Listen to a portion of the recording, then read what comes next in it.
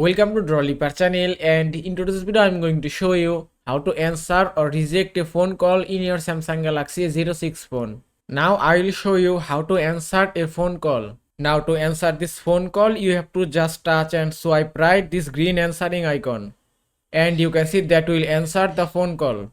Now I will show you how to reject a phone call.